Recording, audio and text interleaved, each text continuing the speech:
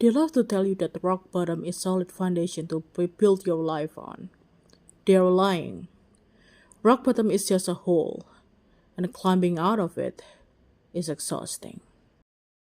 We have cultural obsession with the comeback story. You see it in movies all the time. The protagonist loses everything. They hit the absolute rock bottom, and then a 3-minute music montage plays. They hit the gym. They write a new business plan. They look out the window with fierce determination, and suddenly they are back on top.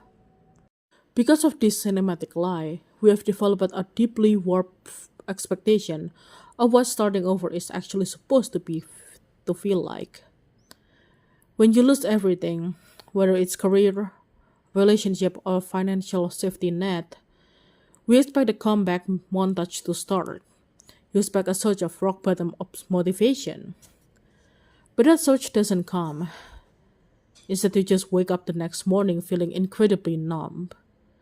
There is no background music. There's just you, realizing that you have to do all the work all over again.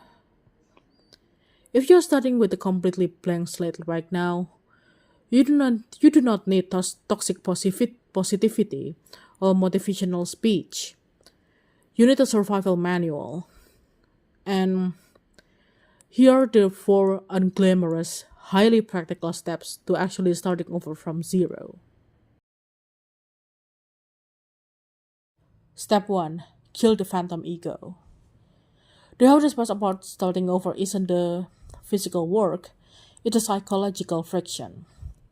When you start over, you have a memory of who you used to be. You remember what it felt like to be on top, to be at level 100. You remember having momentum and having things come easily to you. Now you're back at level 1, but you have the brain of a level 100 player. Every step forward feels like agonizing because your ego is constantly whispering, you shouldn't have to be doing this basic stuff anymore. You have to let that ghost die. You cannot rebuild your life when you're constantly mourning the architecture of your old one.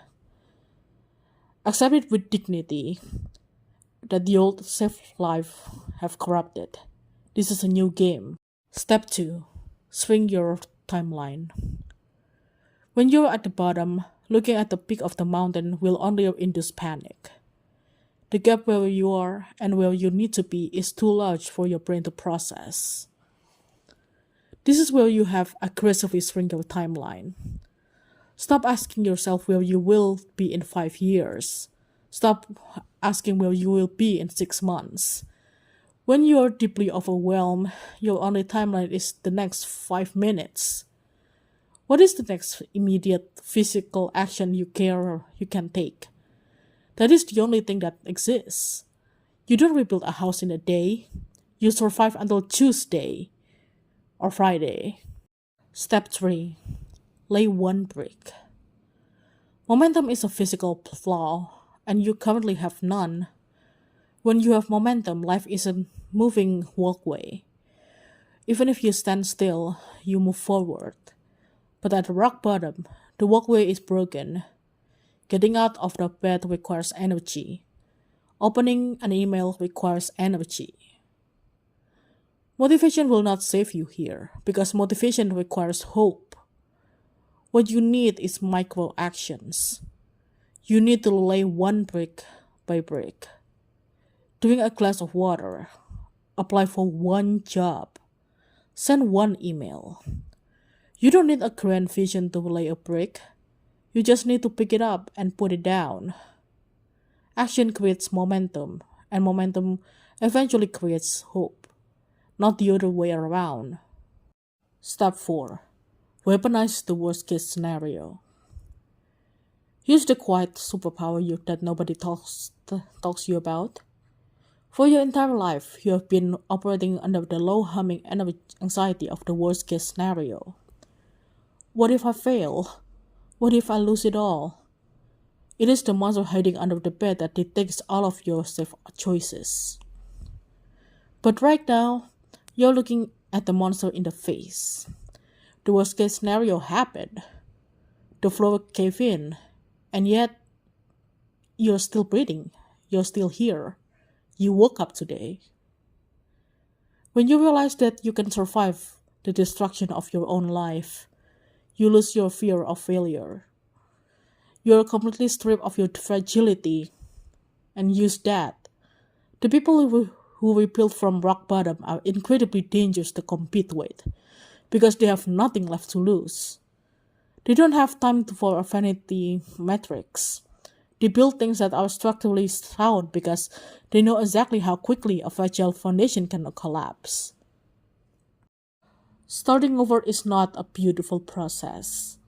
It is messy, it is frustrating, and it is profoundly unfair. You're allowed to be angry that you have to do it. You're allowed to grieve the time and the energy that you lost.